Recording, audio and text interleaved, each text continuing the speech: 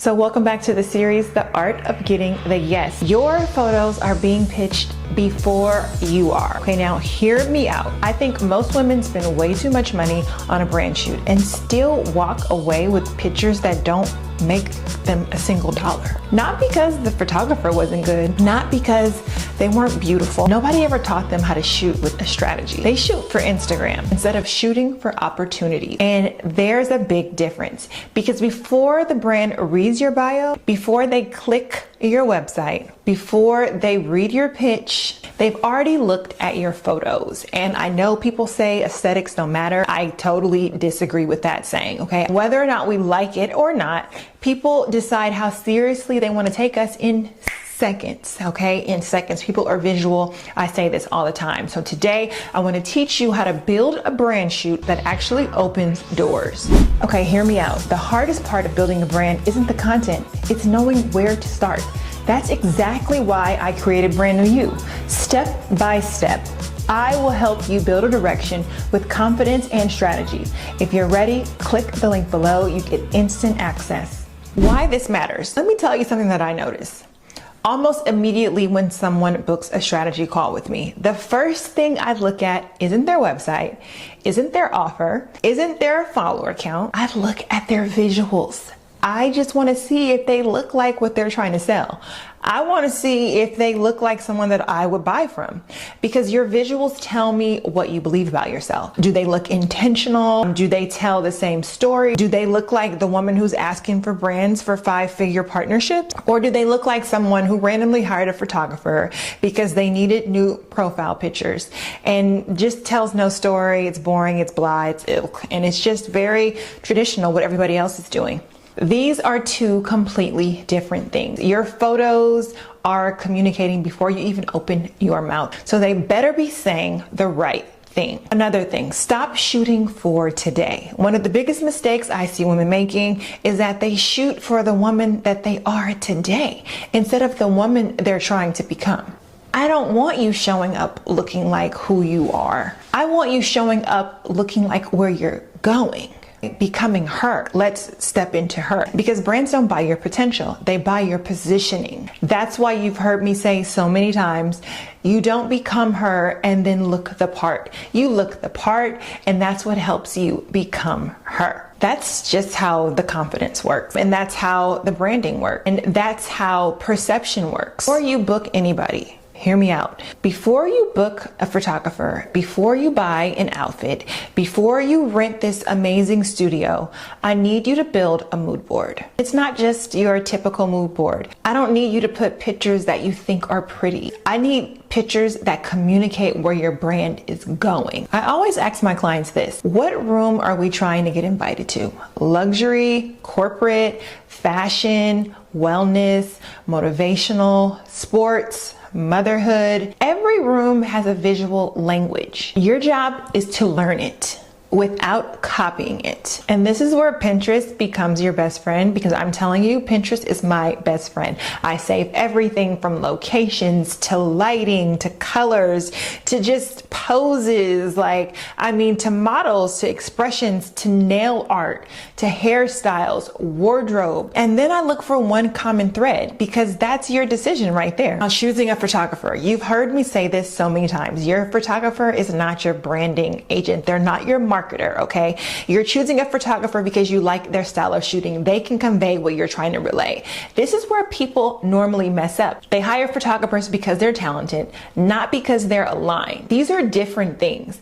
A wedding photographer may not be the right brand photographer, or they may be versatile, it may work, but a family photographer may not understand editorial. So you look through their portfolio, you ask yourself, can they shoot the version of me I'm trying to become? Because if the answer is no, keep looking. Photographer isn't just taking pictures. They're helping you tell your story through their expertise. So you want to make sure that your photographer, the edits aren't too much, or the edits are to your liking, or you want to just make sure everything about the photography you don't have to worry about, because once you give him the mood, he's going to be able to capture what you need to capture, and all you need to do is bring it. Now, wardrobe. Let's talk clothes, because they matter. I always tell my clients we are building a wardrobe, okay? We're not just having outfits. outfits. Every piece should communicate something, whether it's authority, whether it's warmth, whether it's luxury, whether it's confidence, whether it's creativity. Whatever your brand stands for, your wardrobe should support that. So please really care about how you look. Bring options, because what you think may look amazing, when you get there to shoot it, it may photograph completely different. So we always want to have options, and even do a fitting beforehand if you really want to be extra prepared. Next is the location. Here is another mistake. People pick locations because they're pretty, okay? Or they pick a location based on their photographer's recommendation. Now, I always do run my locations by my photographer because I want to make sure the lighting and everything will coincide with the look that we're trying to get. But I do pick locations because they are strategic. If you're positioning yourself as a business strategist, a coffee shop probably isn't enough. Maybe you need a beautiful office, maybe you need a luxury hotel, maybe a bedroom, maybe a creative studio, or maybe you need to come and bring in a visual director that can help you bring that creativity to life. This is an investment. So where would the future version of you naturally spend time? That's where we want to conduct our photo shoot. Now, your shot list. You guys, they don't always go according to plan, but if you have a shot list, I guarantee it'll make your shoot go much smoother, and you will be on track, and you will just feel more in control, okay? Every client that works with me gets a shot list. Why? Because we're not guessing. We know exactly what we need. We know exactly what the website hero image is going to be. We know exactly what the speaking photo is going to be. We know exactly what the podcast cover should emulate. We know what the magazine feature will look like for Instagram, LinkedIn, your EPK lifestyle, working behind the scenes. I mean, we capture it all. And that is why a mood board is important. That is why a shot list is important, because you need portrait photos, you need horizontal, you need vertical, you need close-ups, you need wide shots. I'm telling you, these are key things that is important, okay? Everything serves a purpose. Everything has a purpose. Nothing is ever random. And not to mention, you are pouring your money into this, so you need it to be right. You need to come prepared. You need to be well rested. You need to do all the things. And here's what people miss. Your shoot isn't about just creating content. It's about creating assets. Assets that you'll be using for years, okay? Assets that help sell your business. Assets that help people trust you. I've had clients use the same hero image for 3 and 4 years. I mean, if it's that good, timeless, I mean, it's pretty much gold and solid. They've used it across magazines, across websites, speaking engagements, brand partnerships, because it was shot strategically. That's the difference. Now, personally, I recommend clients to take 2 photo shoots a year. I think spring and fall are 2 different looks. You can do it all in one, but that's just, people change, you lose weight. I mean, I like to say 2 photo shoots per year, first quarter and going into third quarter. Now, here's your homework. Before episode 3, I want you to create your mood board, not tomorrow, but for today. Pull 30 images, not 10, 30 images, okay? I want you to study them. I want you to ask yourself, what do these women have in common? How do they make me feel? What room are they speaking to, okay? Write one sentence. Just write one sentence. Maybe you'll write a sentence like, my brand should make people feel like X, Y, and Z. That's your North Star. Again, this is all in your strategy, but everything else will follow. Your photography isn't about decoration, it's about communication. It's introducing you before you even walk into the room. It's building trust. It's building trust before anyone even reads your bio. So stop treating your brand shoot like a photo session.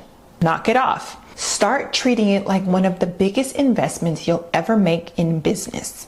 Next episode, I'm going to show you exactly how we package all of this into a document that gets sent to brands, and that's your EPK. And trust me, most women are doing this completely wrong. Okay, so we want to make sure that you get it right so that we can start pitching for success.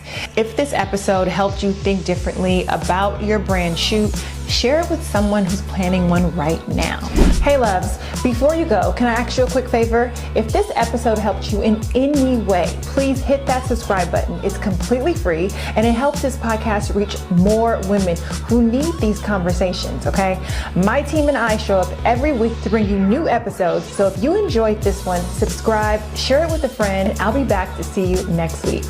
If you're ready to build a strategy behind these visuals, don't forget to download the strategy sheet, you guys. They're gonna be linked below because every great photo starts with a clear vision. I'll see you in episode 3 and have a great week.